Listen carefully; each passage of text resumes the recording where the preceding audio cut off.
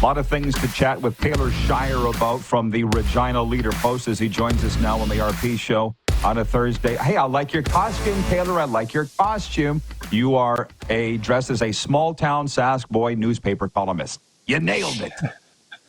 There you go. You nailed it. You nailed it.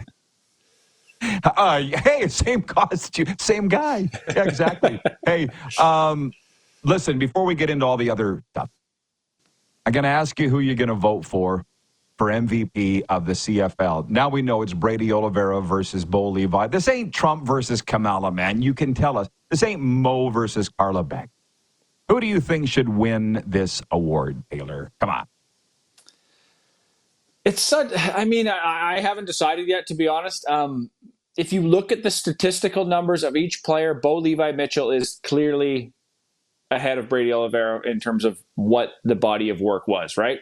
So do we take into account team stats and who's playing in the playoffs and who finished out of the playoffs and who finishes first? I think that'll be the debate with a lot of people over the next couple of days when the voting window opens. So I honestly haven't decided yet. I'm going to think about it, sit down and look at some more numbers and maybe look at some past votes to see if there have been any non-playoff quarterbacks, running backs, whoever it may be, MOPs winning the award. So we'll see.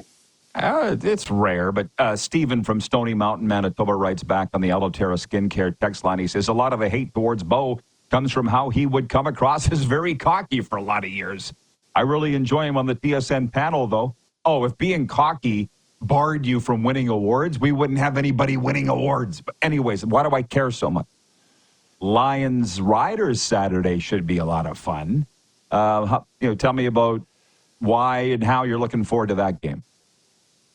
Yeah, that's going to be a good game. And if you think about back in June, early July, these were the two teams. I think they both started 5-1. It was like, okay, we're going to be set up for a Lions-Riders showdown come playoff time. And here we are, although both teams obviously stumbled quite a bit in the middle of summer or early fall. And now it seems like both teams are kind of fighting their stride at the right time. The Riders obviously went on that 4-game winning streak. And I don't really even think we can talk about last week's sort of whatever you want to call that against the Stampeders. It was just sort of a lackluster effort with backup. So I'll say the Riders still have momentum from their previous 4-game winning streak, while the Lions obviously have a bit of a jolt in the arm with Vernon Adams coming back at quarterback. I feel like if it was Nathan Rourke coming in here and BC, they just lost in Mosaic Stadium a couple weeks ago and they looked uninspired. So if it was Nathan Rourke coming in, I would say, the Riders are the obvious favorite to win this game. But with Vernon Adams, I feel like there's a shot in the arm that the Lions have, and they obviously looked good against Montreal a couple weeks ago, and then they're coming off a bye week. So I feel like they're a more inspired team with Vernon Adams leading them, and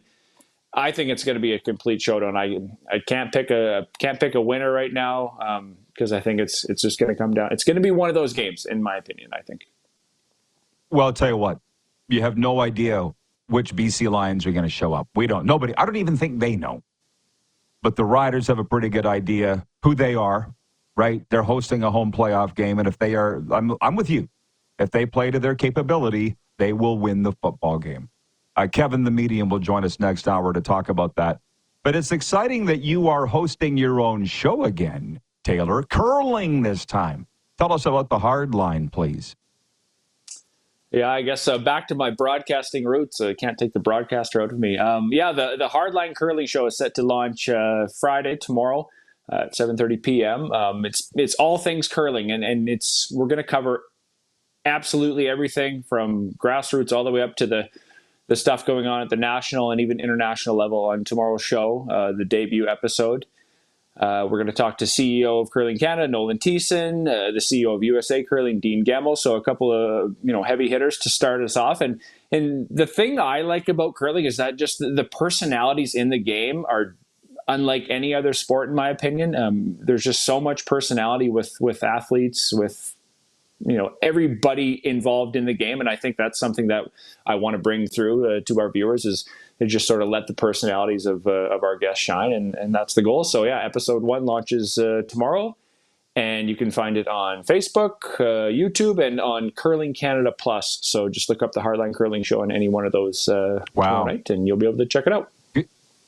Good for you, man. That is exciting. And you're right about all those things. I've been covering curling for decades, too. Were you at the Brier last year. I smile because it was just the most eclectic group field. Well, you had to have been at the Briar. It was in Regina. I mean, for Mike McEwen to make the final, man, that's going to be tough to top this year.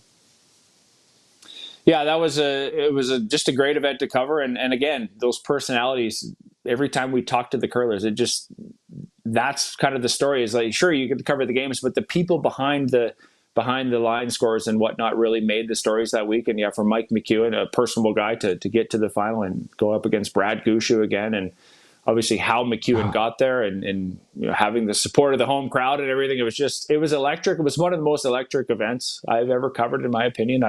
I don't remember the Brandt Center being that loud and sort of rambunctious. Maybe like the Memorial Cup quite a few years ago, I guess, would be the closest thing, sort of when Connor Bedard was in there for a couple of games. But it was just sort of this event that, yeah, it'll be hard to top. But I think McEwen kind of put his foot down and said, he's going to stay, right?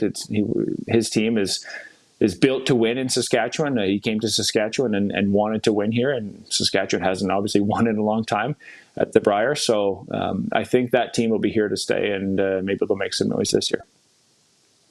You talk about it rocking. It wasn't like people were coming from across the country. There were those that did, but it was the SAS people that were blowing the roof off the place. So maybe this will be the year. I'm with you on that. And to be honest, I actually just saw video and photos from a pretty high-level curling league that started where the Panthers just opened in their new practice rink in Fort Lauderdale. So I feel like curling is making a major comeback. What do you sense? Yeah, you know what?